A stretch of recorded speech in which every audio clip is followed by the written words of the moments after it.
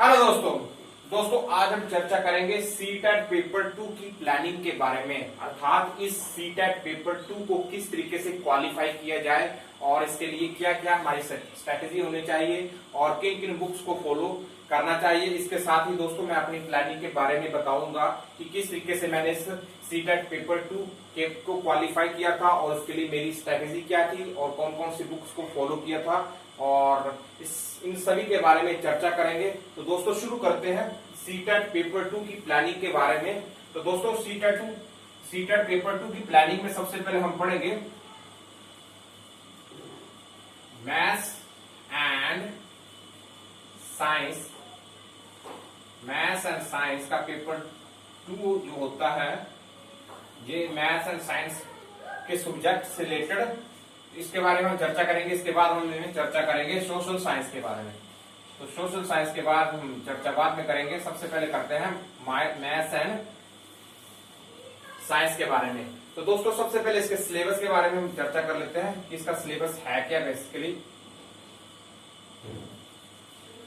दोस्तों सिलेबस में इसके हमारे पास सबसे पहले हमारे पास होता है मैथ्स साइंस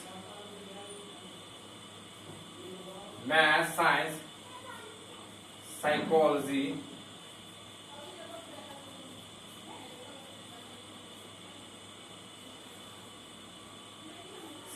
के अलावा हमारे पास होता है इंग्लिश और हमारे पास होता है हिंदी। तो दोस्तों ये 5 सब्जेक्ट होते हैं सीटेट पेपर 2 के। इनमें मैथ्स के हमारे पास होते हैं 30 क्वेश्चंस, साइंस के हमारे पास होता है 30 क्वेश्चंस, साइकोलॉजी के हमारे पास होते हैं 30 क्वेश्चंस और हमारे पास इंग्लिश के होते हैं 30 क्वेश्चंस और हिंदी के हमारे पास होते हैं 30 क्वेश्चंस। हमारे पास टोटल क्वेश्चन होते हैं 150 क्वेश्चंस होते हैं हमारे पास टोटल। तो इन एग्जाम को किस तरीके से क्वालिफाई करना है और इसके लिए कौन कौन सी बुक्स पढ़नी चाहिए। तो दोस्तों सबसे पहले जो मेरी मैथ्स की स्ट्रेटेजी थी, मैथ्स के हमारे पास 30 क्वेश्चंस होते हैं और मैथ और साइंस का वेटेज बहुत ही ज्यादा होता है इस क्वेश्चंस को क्लियर करने के लिए। तो ये दोनों ही टॉपिक बहुत ही महत्वपूर्ण रहते हैं। तो इसके लिए क्या क्या तैयारी करनी चाहिए। तो दोस्तों मैथ्स के लिए मैंने एक बुक्स को फॉलो किया था और उस बुक्स के पेपर सेट लगवाए थे। ये बुक्स है दोस्तों, मैंने ये बुक्स पढ़ी थी SSC मैथमेटिक्स की राकेश यादव रीडर पब्लिकेशन की बुक्स है। इसमें 7300 ऑब्जेक्टिव क्वेश्चंस दिए हैं, 7300 ऑब्जेक्टिव क्वेश्चन दिए हैं इसके चैप्टर वाइज। और इन क्वेश्चंस को मैंने टॉपिक वाइज इनको तैयार किया था। इनमें जितने भी जो टॉपिक इसमें पूछे जाते हैं, जैसे परसेंटेज का हो गया, प्रॉफिट एंड लॉस का हो गया, डिस्काउंट का, इसके साथ ही इसमें नंबर सिस्टम के चैप्टर जो बहुत ही इंपॉर्टेंट चैप्टर है नंबर सिस्टम। इसके साथ हमारे पास ज्योमेट्री। तो दोस्तों ज्योमेट्री के बहुत सारे क्वेश्चंस पूछे जाते हैं सीटेट के एग्जाम में। इसके अलावा अलजेब्रा हो गया, एवरेज के क्वेश्चंस हो गए, ये जितने भी क्वेश्चंस जो सीटेट के एग्जाम में पूछे जाते हैं, मैंने इसको इन सभी की एक लिस्ट बनाई थी और उस लिस्ट के हिसाब से ही तैयारी करके इन जितने भी टॉपिक जो सीटेट के एग्जाम में पूछे जाते हैं उन सभी टॉपिक की करीब 3 से 4 बार मैंने प्रैक्टिस की थी। इस तरीके से जो मेरी प्रैक्टिस थी वो काफी अच्छी हो गई थी। तो इस प्रैक्टिस ने मुझे मैथ्स के ऑब्जेक्टिव में काफी हेल्प की थी और मैथ्स में मैं काफी अच्छा स्कोर कर पाया था सीटेट के एग्जाम में। इसके अलावा हमारे पास अब सीटेट के एग्जाम में हमारे पास टॉपिक बचता है साइंस। दोस्तों साइंस के लिए मैंने सबसे पहले मेरे पास एक बुक्स थी। दोस्तों ये मेरे पास बुक्स है लूसेंट की, हिंदी वर्जन की बुक्स है लूसेंट की। इस हिंदी वर्जन के बुक्स में मैंने मैथ के जो क्वेश्चंस होते हैं लास्ट में ऑब्जेक्टिव क्वेश्चंस होते हैं, जिसमें हमारे पास फिजिक्स, केमिस्ट्री, बायो और इसके अलावा हमारे पास इन्वायरमेंट से बहुत सारे क्वेश्चंस पूछे जाते हैं सीटेट के एग्जाम में। इन सभी क्वेश्चंस की मैंने बार बार प्रैक्टिस की थी और बार बार प्रैक्टिस करके मैंने करीब 2 से 3 बार इसकी प्रैक्टिस की थी लूसेंट की। जितने भी इसमें जो क्वेश्चंस पूछे जाते हैं साइंस के, इनकी बार बार प्रैक्टिस की थी और इसकी मुझे काफी हेल्प भी मिली थी।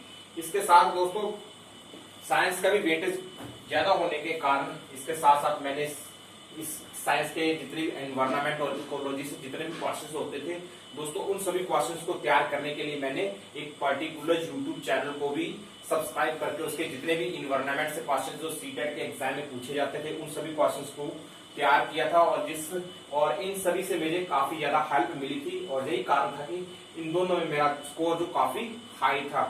इसके साथ दोस्तों साइकोलॉजी के लिए, तो साइकोलॉजी के हमारे पास 30 क्वेश्चन आते हैं, और इन 30 क्वेश्चन के लिए मेरे पास एक बुक्स भी थी, और उस बुक्स में मैंने 1 से 2 बार उसको पढ़ा था। लेकिन इसके साथ साथ मैंने साइकोलॉजी के लिए दोस्तों, तो साइकोलॉजी के लिए मैंने ऑनलाइन प्रेपरेशन भी की थी, और ऑनलाइन यूट्यूब चैनल से भी इसकी लगातार प्रैक्टिस करके करीब 1 मंथ के आसपास मैंने लगातार इसकी प्रैक्टिस की थी, जिससे मुझे काफी हेल्प मिली थी और इस एग्जाम को क्रैक करने के लिए। तो यही कारण था कि मेरा साइकोलॉजी में भी स्कोर काफी बढ़िया रहा था। इसके साथ दोस्तों तो इंग्लिश के लिए, तो दोस्तों इंग्लिश और हिंदी के लिए, तो इंग्लिश और हिंदी के लिए आपकी इन दोनों पर पकड़ अच्छी होनी चाहिए। तो दोस्तों इंग्लिश के लिए, बेसिकली इंग्लिश के लिए मैंने न्यूज़पेपर पढ़ा था, और न्यूज़पेपर को लगातार रीडिंग करके साथ साथ न्यूज़पेपर के लगातार रीडिंग करने के साथ साथ दोस्तों मेरे पास एक बुक्स भी थी एसएससी की।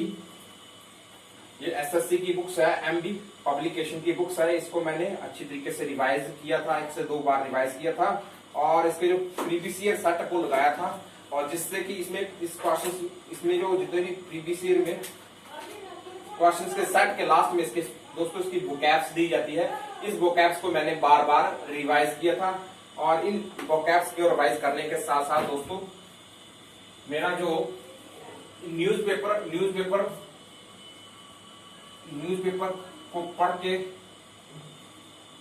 मेरी इसमें, और इस न्यूज़पेपर से मैं दोस्तों बहुत सारे वोकैब्स को नोट किया था, और इस तरीके से मैंने लगातार प्रैक्टिस करके न्यूज़पेपर को डेली पढ़ते करीब 2 से 3 महीने मैंने लगातार न्यूज़पेपर को पढ़ा था, जिससे कि मेरी जो इंग्लिश के ऊपर जो पकड़ थी वो काफी अच्छी हो गई थी, और परिणाम स्वरूप इंग्लिश के लिए जो जितनी भी इसमें जो पूछे जाते हैं उन सभी के लिए मुझे काफी ज्यादा हेल्प मिली थी। यही कारण था कि मेरा इंग्लिश में स्कोर काफी बढ़िया रहा था। इसके लिए न्यूज़पेपर दोस्तों, न्यूज़पेपर इसके लिए मस्ट है। अगर आपकी रीडिंग स्किल अच्छी नहीं होगी, और आपकी रीडिंग स्किल अच्छी नहीं होगी, तो आप इसमें अच्छा स्कोर नहीं कर पाओगे, क्योंकि आपने कोई भी पैराग्राफ है उसको एनालाइज करना है, तो उसके लिए आपकी रीडिंग स्किल अच्छी होनी चाहिए। इसके साथ साथ आपकी वोकैब्स अच्छी होनी चाहिए, तभी आप कंप्रहेंशन को अच्छी तरीके से टैकल कर पाओगे। तो दोस्तों इसके लिए मेरी तैयारी इसमें भी अच्छी थी, तो जिसके मुझे इसकी काफी ज्यादा हेल्प मिली। इसके साथ हिंदी के लिए, तो दोस्तों हिंदी का जो इसमें जो टॉपिक है हिंदी का, तो वो ज्यादा इसमें टफ नहीं होता। इसमें बहुत सारे बेसिक क्वेश्चन पूछे जाते हैं आपके 10th के एग्जाम के लेवल के हिसाब से। दोस्तों इसमें आपको बहुत ज्यादा मेहनत नहीं करनी पड़ती, और जितने भी क्वेश्चन होते हैं वो काफी इजी होते हैं, जिसको आप आसानी से हल कर पाओगे अगर आपका थोड़ा सा बेसिक इसमें थोड़े से अच्छे हैं। तो हिंदी के लिए मैंने इसमें थोड़ी सी प्रैक्टिस की थी यूट्यूब ऑनलाइन से। इसके अलावा जितनी मेरी प्रैक्टिस थी वो मोर देन सफिशिएंट थी हिंदी के लिए। बेसिकली जो मेरा मेन जो टारगेट था वो था मैथ्स, साइंस और साइकोलॉजी, इन तीनों पर मेरी पकड़ अच्छी थी।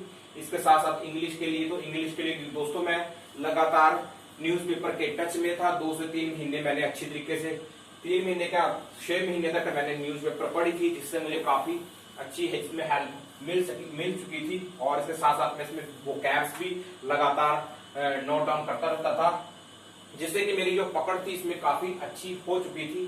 तो इंग्लिश में भी मेरा अच्छा स्कोर था। इस तरीके से ओवरऑल दोस्तों देखा जाए तो अगर आप अपनी तैयारी इसमें करना चाहते हैं तो मेरे हिसाब से आप मैथ, साइंस और साइकोलॉजी इन तीनों पर अपनी अच्छी तरीके से पकड़ कर ले। इसके अलावा इंग्लिश के लिए आप एक कोई पर्टिकुलर यूट्यूब चैनल इंग्लिश के लिए आप कोई एक अच्छा सा न्यूज़पेपर, जैसे हमारे पास मार्केट में हमारे पास जैसे द हिंदुस्तान टाइम्स है,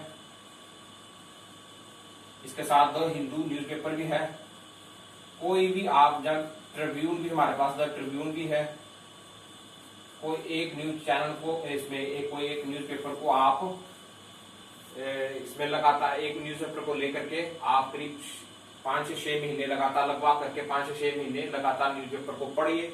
जिससे कि आपकी इसमें थोड़ी सी पकड़ मजबूत हो सके, तो डेफिनेटली आपको इसमें हेल्प मिल जाएगी। मैंने तो 6 महीने पढ़े थे, अगर आप सही तरीके से 2 महीने भी पढ़ लेते हो तो आपकी डेफिनेटली जो पकड़ है इंग्लिश में बहुत अच्छी हो जाएगी और कंप्रहेंसिव स्किल आपकी अच्छी हो जाएगी। तो दोस्तों ये है एक महत्वपूर्ण स्ट्रेटेजी मैथ्स के लिए, मैथ और साइंस के लिए, जिसको मैंने फॉलो किया था और इस एग्जाम को क्रैक किया था। तो दोस्तों जो स्टूडेंट्स जो जिनका मैथ एंड साइंस के अलावा बैकग्राउंड सोशल साइंस का है, तो सोशल साइंस के लिए क्या स्ट्रेटेजी होनी चाहिए दोस्तों? इसमें जो इंग्लिश, हिंदी और साइकोलॉजी की स्ट्रेटेजी तो सेम रहेगी, लेकिन मैथ और साइंस के लिए इसमें हमारे पास 60 क्वेश्चन आते हैं। तो उसके लिए दोस्तों मैंने तो नहीं की, क्योंकि मैंने तो मैथ और साइंस का किया। इसके लिए आप ये सामान्य ज्ञान लूसेंट की जो बुक्स है, इस बुक्स में जितने भी ऑब्जेक्टिव दिए गए हैं, इसमें हिस्ट्री के हैं, पॉलिटी के हैं, हिस्ट्री पॉलिटी के अलावा दोस्तों इसमें ज्योग्राफी के और कल्चर से रिलेटेड जितने भी क्वेश्चंस हैं, आप उन सबों को लगातार 2 से 3 बार अच्छी तरीके से प्रैक्टिस करके आप सोशल साइंस के भी क्वेश्चंस अच्छी तरीके से टैकल कर पाओगे। और मेरे हिसाब से अगर आप इस सामान्य ज्ञान की बुक्स की जो लूसेंट की बुक्स है, ऑब्जेक्टिव की बुक्स है, अगर इसे 2 से 3 बार अच्छी तरीके से तैयारी कर लेते हो, इसकी लगातार 2 से 3 बार इसको रिवाइज कर लेते हो, तो आप इसकी अच्छी तरीके से तैयारी कर पाओगे। इसके अलावा आप कोई पार्टिकुलर यूट्यूब चैनल से भी इसकी तैयारी कर लोगे सामान्य ज्ञान की, तो आपके लिए मोर देन सफिशिएंट होगी। तो दोस्तों ये है इसकी तैयारी के बारे में, सीटेट पेपर की प्लानिंग के बारे में, किस तरीके से इस एग्जाम को टैकल करना चाहिए और कौन कौन सी बुक्स को इसमें पढ़ना चाहिए, हमने इसके बारे में चर्चा की। मुझे आशा है कि आपको ये वीडियो अच्छी लगी होगी।